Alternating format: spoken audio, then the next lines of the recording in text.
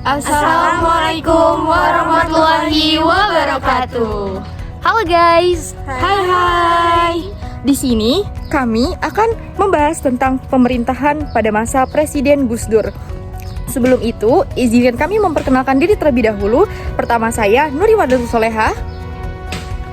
Saya Giska Khairila Pratiwi. Saya Apnita Aulia. Saya Aniza Nur Aini. Saya Santira Milasari. Berikut adalah video penjelasan dari pemerintahan pada masa Presiden Gus Dur. Sebelum kita membahas mengenai masa pemerintahan Presiden Gus Dur, alangkah baiknya kalian untuk mengetahui siapakah Presiden Gus Dur. Salah satu teman saya akan menjelaskan biografi singkat mengenai Presiden Gus Dur.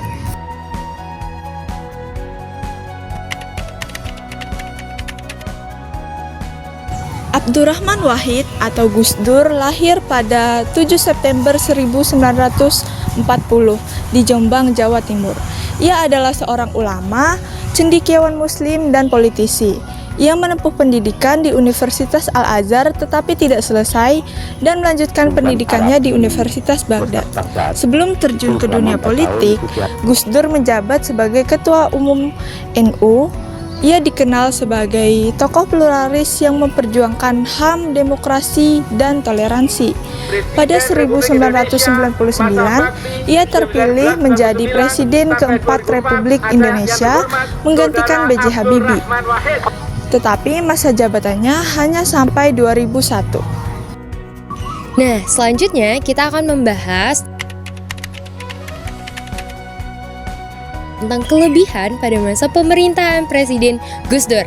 Jadi kita akan membahas ada 5 bidang, yaitu bidang politik, ekonomi, sosial, budaya, serta pertahanan dan keamanan.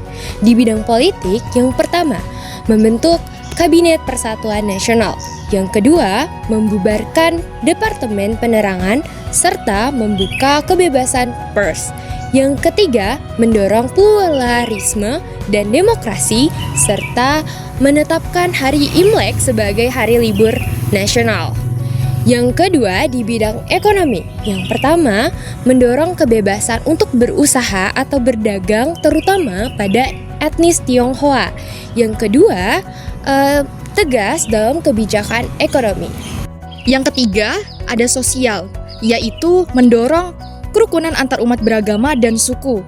Yang keempat, itu ada budaya, yaitu menjamin kebebasan beragama dan berbudaya, terutama bagi penganut Konghucu, dan memulihkan hak sipil mereka melalui Wapres nomor 6 tahun 2000. Dan yang terakhir, nomor 5, yaitu pertahanan dan keamanan, yaitu menawarkan pendekatan damai bagi Aceh dan Papua. Gus Dur juga memiliki beberapa kelemahan di berbagai bidang seperti bidang politik, ekonomi, sosial, budaya, pertahanan, dan keamanan. Nah, untuk di bidang politik, Gus Dur memiliki beberapa kekurangan. Yang pertama, selalu membuat pertanyaan-pertanyaan yang kontroversial. Yang kedua, gaya kepemimpinan yang kurang diminati. Yang ketiga, tidak punya dukungan di parlemen. Yang kedua, itu di bidang ekonomi, yaitu Gus Dur sering melakukan perjalanan ke luar negeri sehingga dianggap menghamburkan APBN. Yang ketiga, di bidang sosial, yaitu tingginya angka pengangguran. Yang keempat, di bidang budaya, yaitu kerusuhan antar etnis sering terjadi. Yang terakhir ada pertahanan dan keamanan, yaitu restrukturisasi pemerintahan itu menimbulkan ketidakstabilan bagi politik. Nah, lalu bagaimana pendapat kelompok kami tentang pemerintahan pada masa Abdurrahman Wahid atau Gus Dur? Nah, kami sepakat berpendapat pada masa pemerintahan Abdurrahman Wahid atau Gus Dur, beliau banyak membawa perubahan penting bagi negara Indonesia. Beliau juga dikenal sebagai pemimpin yang berani mengambil banyak keputusan-keputusan penting guna membangun negara Indonesia. Tapi gaya kepemimpinannya sering dianggap kontroversial oleh sebagian orang.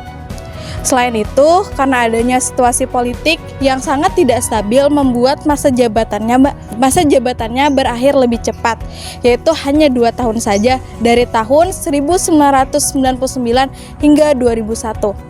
Meski singkat, Gus Dur jasanya akan selalu dikenang oleh negara Indonesia karena memperkuat demokrasi yang ada di Indonesia. Sekian pendapat dari kelompok kami tentang pemerintahan pada masa Gus Dur atau Abdurrahman Wahid.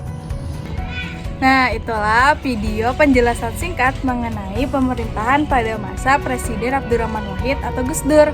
Sekian video penjelasan dari kami. Semoga video ini bisa bermanfaat bagi kalian yang menonton. Wassalamualaikum warahmatullahi wabarakatuh.